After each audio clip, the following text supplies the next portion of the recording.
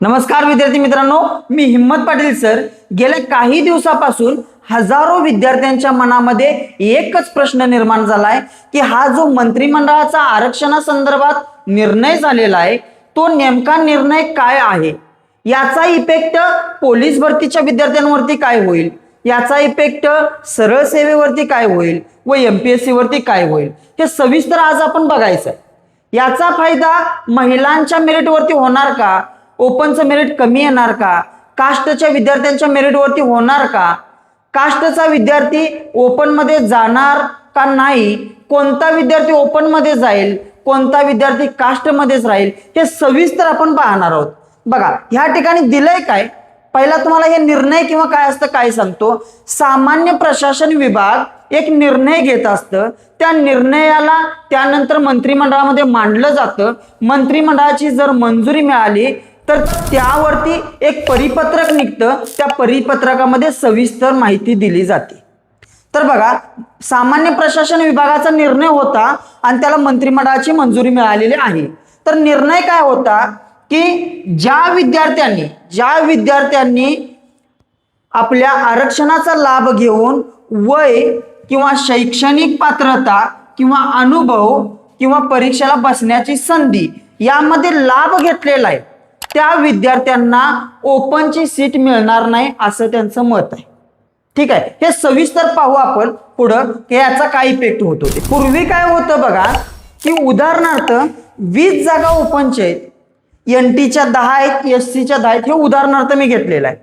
तर अगोदर काय असायचं मेरिट लागताना की कोणत्याही कास्टचा विद्यार्थी असू दे, कोणत्याही कास्टचा असू दे, वर्ण मेरिट लिस्टला नावं लागताना काय लागायची, ज्याला सर्वात जास्त मार्क पडल्यात तो 1 number 2 number 3 number 4 number 5 number अशा 20 जागा वर्ण समजा ह्या इथं 136 पर्यंत आल्या, इथपर्यंत 20 जागा जर का आल्या तर तो कोणत्याही कास्टचा असला तर ते मेरिट लागत होतो ओपनचं मेरिट किती लागायचं, जिथपर्यंत 20 जागा आहेत तिथपर्यंत. मग तिथं कास्ट पाहिली जात नव्हती.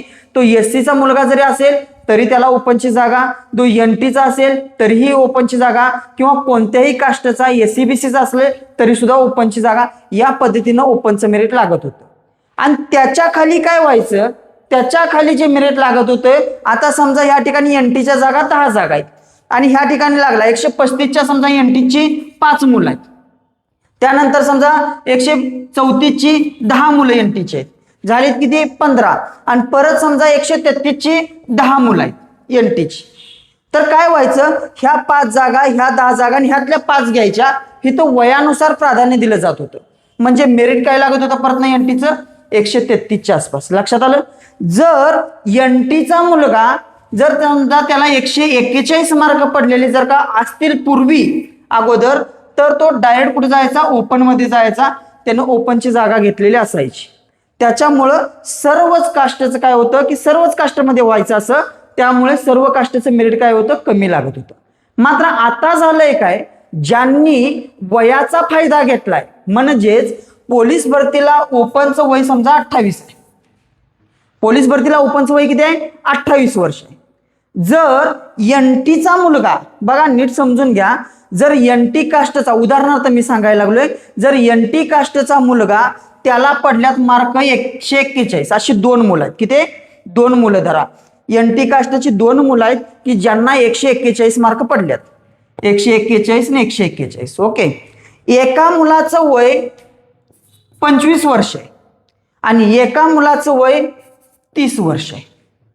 तर होणार काय बघा, ज्याचं वय 25 वर्ष आहे म्हणजे ओपनच्या वयाच्या क्रायटेरियाच्या पेक्षा कसं आहे, कमी आहे, तर तो मुलगा काय जाणार, ओपन मध्ये जाणार. ज्यानं जे 4 सवलती सांगल्यात त्या 4 सवलतीपैकी एक ही सवलत घेतलेली नाही व ओपनच्या वयाचा क्रायटेरिया किंवा इतर सर्व क्रायटेरिया पूर्ण करतो, त्या मुलाला काय केलं जातं, ओपन मध्ये ढकललं जातं. आणि ज्या मुलांना समजा 30 वर्षाचा आहे, म्हणजे ह्यानं काय केलं, ह्या विद्यार्थ्यानं की त्याच्या कास्टचा लाभ घेतला वयाचा, तर कास्टचा लाभ घेतला म्हणून ह्या विद्यार्थ्याला फक्त NT मध्येच ठेवला जाईल. म्हणजे जर NTचा असेल तर, म्हणजे हा विद्यार्थी ओपन मध्ये जाणार नाही, मात्र हा विद्यार्थी ओपन मध्ये जाईल. म्हणजेच असं नाही की कास्टच्या विद्यार्थ्यांना फक्त कास्ट मध्येच राहणार असं नाही, कास्टच्या विद्यार्थ्याला देखील ओपनची जागा मिळणार, मात्र कुणाला जर ओपनच्या क्रायटेरियाप्रमाणे वयाप्रमाणे जर का तो बसत असेल किंवा कोणताही त्यानं लाभ जर का घेतला नसेल तर त्याला ओपनमध्ये जाता येईल, अन्यथा ओपनमध्ये जाता येणार नाही. जर लाभ घेतला असेल तर त्याचं मेरिट कास्टमधूनच होणार. मुद्दा लक्षात आला तुमच्या. आता बघा ह्याच्यामुळं मेरिटवरती काय परिणाम होणार बघा, आणि याचा मेरिटवरती महिलांच्या मेरिटवरती काय परिणाम होणार, इतर कास्टवरती काय होणार. मला असं वाटतंय की यामुळं काय होणार की काही कास्टचे विद्यार्थी जे ओपनमध्ये जात होते तर ते कास्टमध्येच राहिल्यामुळं, म्हणजे आता समजा इथं 2 आहेत तर यातला एक काय झाला ओपनमध्ये गेला, मात्र एक कास्टमध्येच राहिला ना, तर त्यामुळं कास्टचं मेरिट वाढण्याची शक्यता आहे.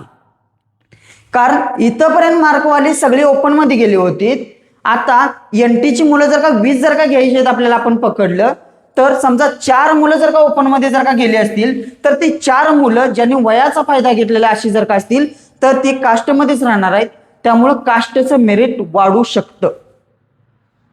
मग त्यामध्ये कोणत्या कास्टला जर का लाभ भेटू शकतो बघा, तर त्यामध्ये एससीबीसीची मुलं ओपनमध्ये जाण्याचं प्रमाण जास्त आहे. त्यामुळे एससीबीसीच्या मुलांना थोडासा याचा लाभ होऊ शकतो, कारण का यामुळे ओपनचं मेरिट खाली येण्याचे चान्सेस आहेत. ज्या मुलांचं वय कमी आहे त्या मुलांना दोन्हीच्याही जागा मिळू शकतात, इकडेही मिळू शकतात इकडेही मिळू शकतात.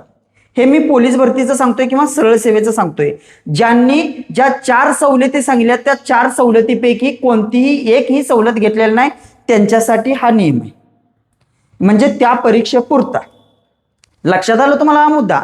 आता याचा इफेक्ट महिलांच्या वरती काय होणार बघा, की शक्यतो महिलांचं पोलीस भरतीच्या मुलींचं वय शक्यतो 28च्या वर जास्त नाही आहे, असतील तर फारच तुरळक. त्यामुळे याचा इफेक्ट महिलांच्या मेरिटवरती जास्त असा काही होणार नाही असं वाटतं. तर याचा इफेक्ट कास्टवरती मात्र नक्कीच होईल. कास्टचं मेरिट याच्यामुळे वाढेल. आणि तुम्ही फॉर्म भरताना कशातून फॉर्म भरावा, प्रत्येक विद्यार्थ्यांना फॉर्म भरताना आपापल्या कास्टमधूनच फॉर्म भरावा.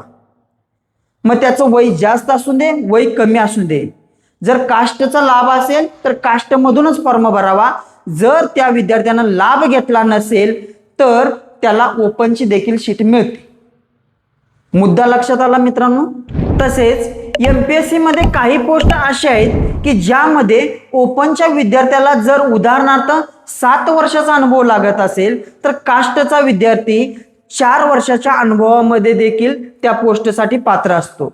असा जर अनुभवाचा एखाद्या विद्यार्थ्याने लाभ घेतला असेल तर त्या विद्यार्थ्याचं सिलेक्शन जरी ओपनच्या मार्क एवढे पडले असतील तरीही त्याचं सिलेक्शन कास्टमधूनच होईल.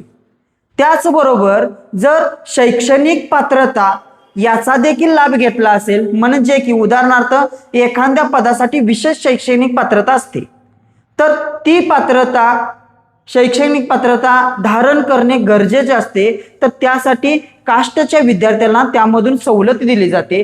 अशी सवलत जर का एखाद्या विद्यार्थ्याने घेतली असेल तर त्या विद्यार्थ्याचं सिलेक्शन देखील होताना जरी ओपनचे मार्क पडले असतील तरीही त्याचे सिलेक्शन कास्टमधूनच होईल.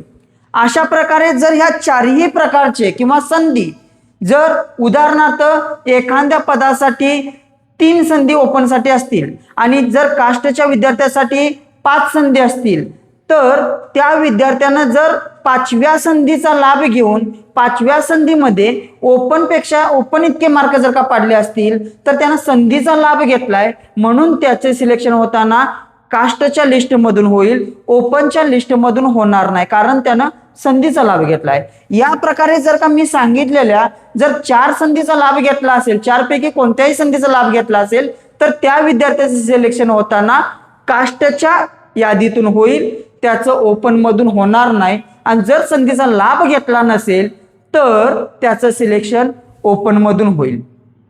मित्रांनो, या संदर्भात सामान्य प्रशासन विभागाचे एक परिपत्रक निघेल.